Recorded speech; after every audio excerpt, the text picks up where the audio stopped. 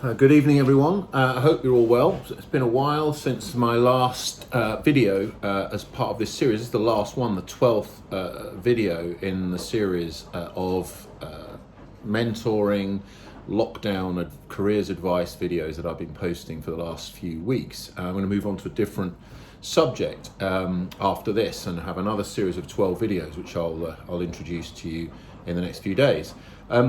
This last video is basically intended to summarize the top 10 tips that I can give you to succeed in your career, whether you want to be a lawyer, whether you want to achieve success in some other walk of life.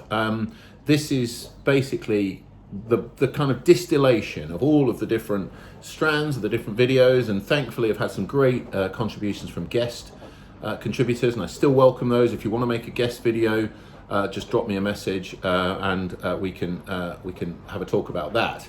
But here's the top 10. I'm going to keep this video to 5 minutes. So 10 tips in now less than 4 minutes. Number one tip, follow your passion. Don't get distracted into pursuing careers or pursuing applications or jobs that you don't really want to do. Just because you think it's a good idea, or your parents suggest it, or friends think it's a good idea. Just always follow the thing that you are passionate about, because if you're not passionate about it, guaranteed you will fail at it, or that you will be miserable when you get there. Follow your passion. Number two, plan your course. You need to decide, this is where I'm going and how to get there. What do I need to do? What do I need on my CV? What qualifications do I need? What connections, what references, all of that. Plan it, write it down, make lists. Decide in advance what you need to pursue your passion and actually plan it out from start to finish, from when you start the process to when you need to make applications, you need to get jobs or get places at colleges or professional qualifications. Plan it all out in advance. I did it for my silk application in my early 40s. And you know, all of that is necessary. You need to plan what you're doing and you need to execute the plan. Never just become sort of a boat tilting on the sea, being sort of dragged in every direction, whichever way the wind or the tide goes. Number three tip, excel at everything. Never coast. Don't do things to a mediocre level because you can't be bothered. If you can't be bothered to do the things to an exceptional level that are going to get you to your goal, the thing you're passionate about, don't expect to get there, because excellence is always rewarded. Number four, make and keep contacts who can help you, but also people that you might become friendly with, who can give you tips and you can give back to, and you may be able to help them in different ways.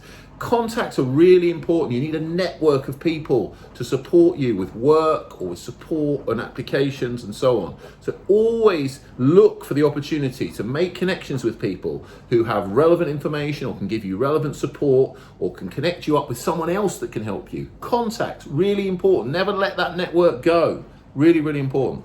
Number five, accept rejection. Accept that sometimes, and particularly if you're applying for a really kind of high pressure, a really high end career, like for example in the law or some of the other professions in medicine, for example, or in business, accept the fact that you might have to make 1, 2, 5, 10, 50 applications and fail and be rejected. Learn from them all.